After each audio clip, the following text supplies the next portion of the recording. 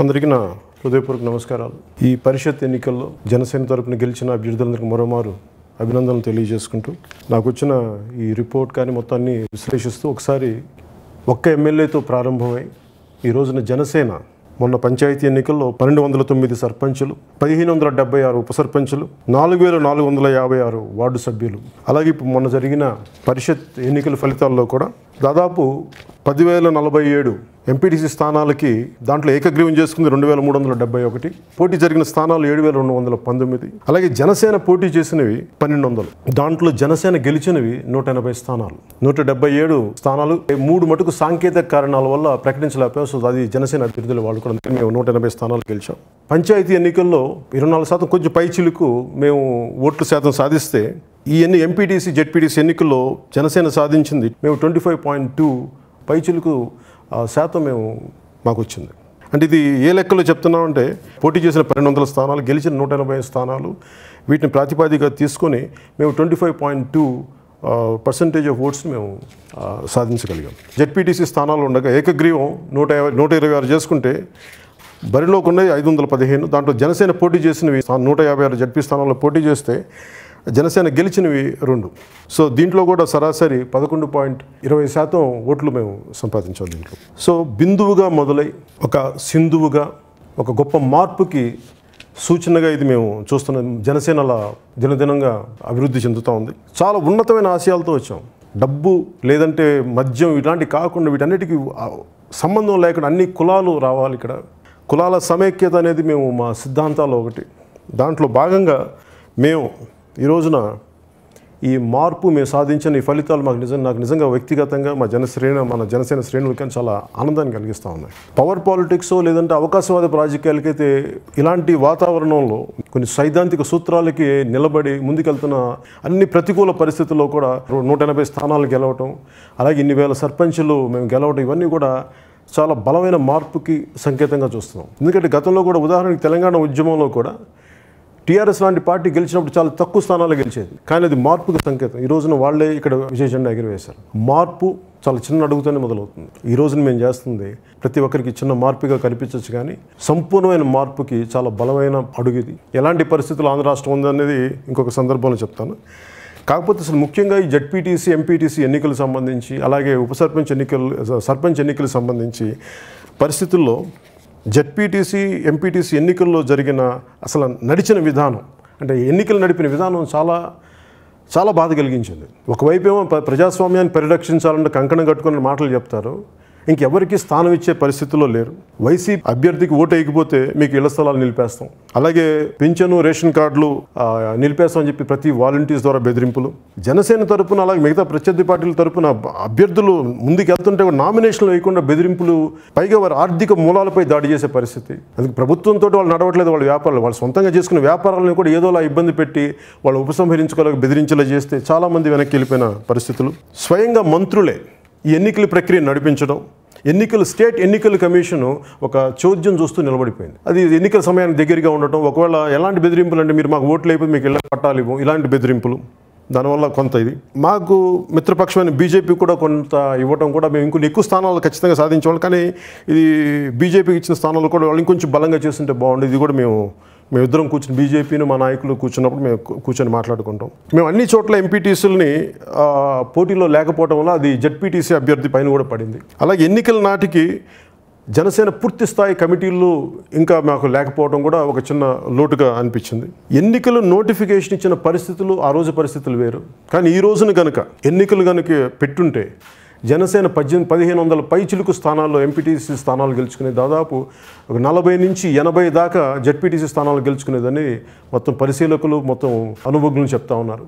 ఈ పరిస్థితిలో కానీ జరిగిపోయింది కాబట్టి ఇంక మన దాని గురించి మాట్లాడే ప్రయోజనం లేదు. అలాగే పోల్ వైలెన్స్ అసలు అసలు ఈ మధ్యకాలంలో ఎప్పుడు పోల్ వైలెన్స్ ఇంతగా చూడలేదు ఎక్కడ కూడా.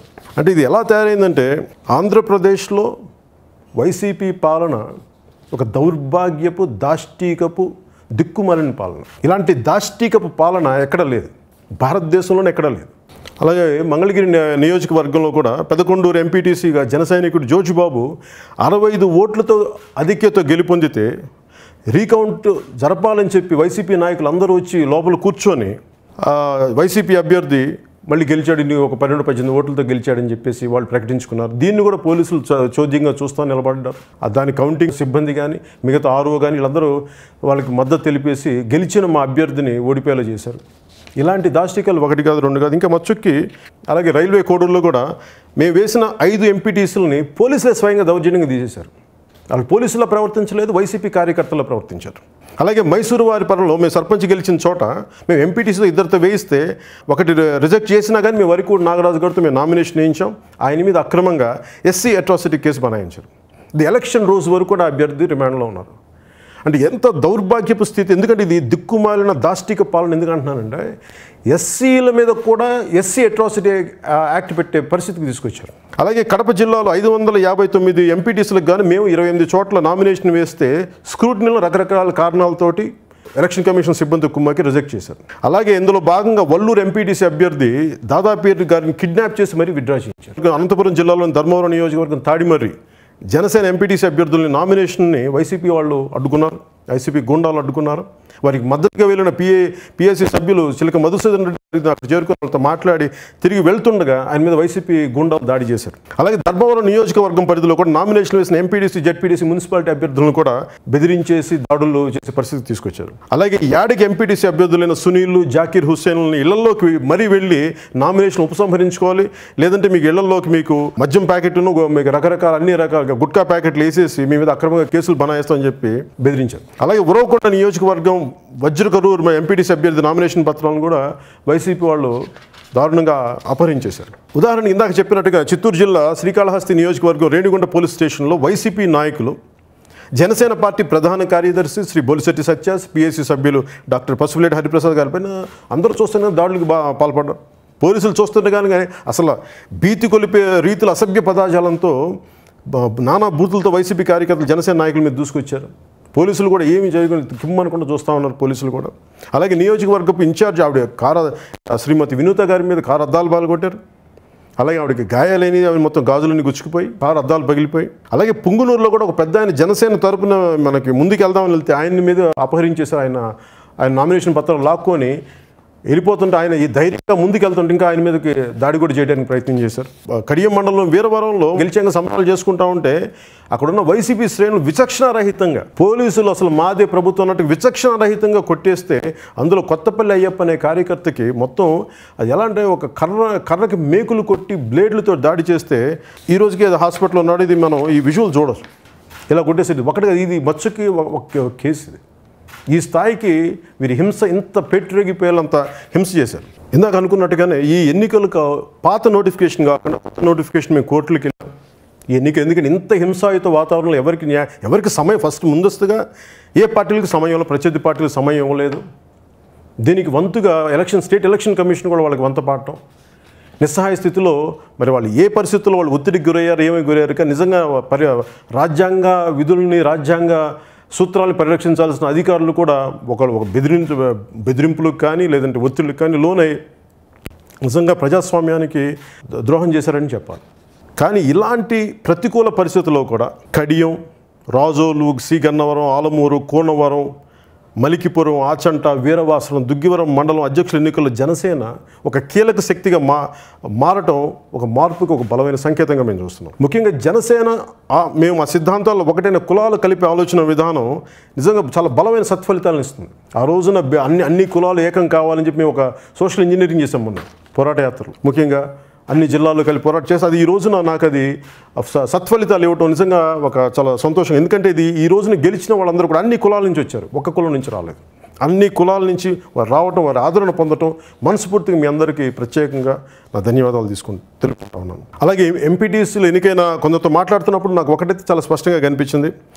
సామాన్యులు సైతం ఇంట్లో నుంచి బయటికి రాని ఆడపడుచులు కానీ గృహిణులు కానీ అసలు ఏదో ఒక చిన్నపాటి టీచర్లు కానీ వాళ్ళు బయటకు వచ్చి ఈ రోజున సర్పంచులుగా, ఉప సర్పంచులుగా, ఎంపీటీసీలుగా పోటీ చేసి ఒక కొత్త తరం రాజకీయ ఒకటి ఎలాంటి పెద్ద కులాలు కాకుండా సామాన్యులు డబ్బు లేని వాళ్ళు వచ్చి వారికి బయటకు వచ్చి వాళ్ళు గెలవడం నిజంగా నాకు చాలా ఆనందం కలిగించింది.